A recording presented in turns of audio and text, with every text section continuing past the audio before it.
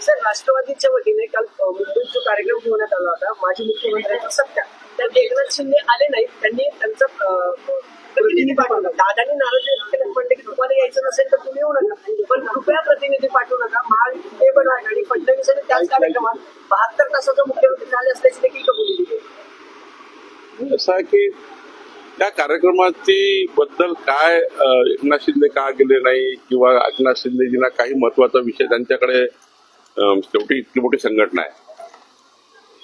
महाराष्ट्रात संघटना चालवताना आधीच आपण 15-15 दिवशी महिना दिवशी कार्यक्रम देतो.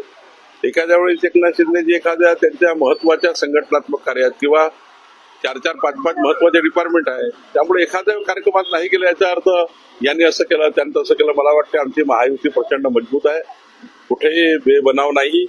आणि आमची महायुती आम्ही तिघही म्हणजे देवेंद्रजी, एकनाथजी आणि अजितदादा हे एकत्र भावासारखे काम करतात आहे. मी तर त्याचं साक्षी आहे. त्यामुळे मला वाटतं की हे तयार केलेलं चित्र आहे.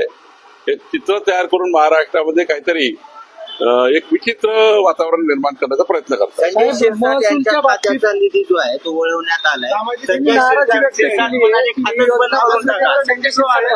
बहिणीकडे वळवण्यात येतो असा आरोप होतो. आणि मंत्री आणि सत्य काय त्या मंत्रीच म्हणाले खातं बंद करून टाका, पैसे द्यायचे नाही. मंत्री महोदय काय बोलले मला माहिती घ्यावं लागेल. पण लाडक्या बहिणीचा जो एक योजना आहे त्यामध्ये शेड्यूल ट्राईबच्या लाडक्या बहिणी, आदिवासी भागातल्या लाडक्या बहिणी त्यांची योजना आहे.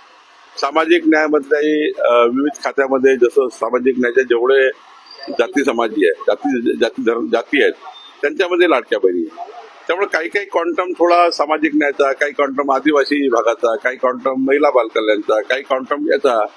शेवटी एखादी योजना जेव्हा राज्य म्हणून आपण चालू करतो तेव्हा ती योजना राज्याने चालवायची असते. राज्य हे काही कोणी सामाजिक न्याय, महसूल असं वेगवेगळं जरी आम्ही काम करत असलो तरी जेव्हा सामूहिक निर्णय होतात ते सामूहिक निर्णय सर्वच खात्यांना बंधनकारक असतात. त्यामुळे सर्वच समाजाच्या, सर्वच धर्माच्या त्या ठिकाणी लाडक्या बहिणी आहे.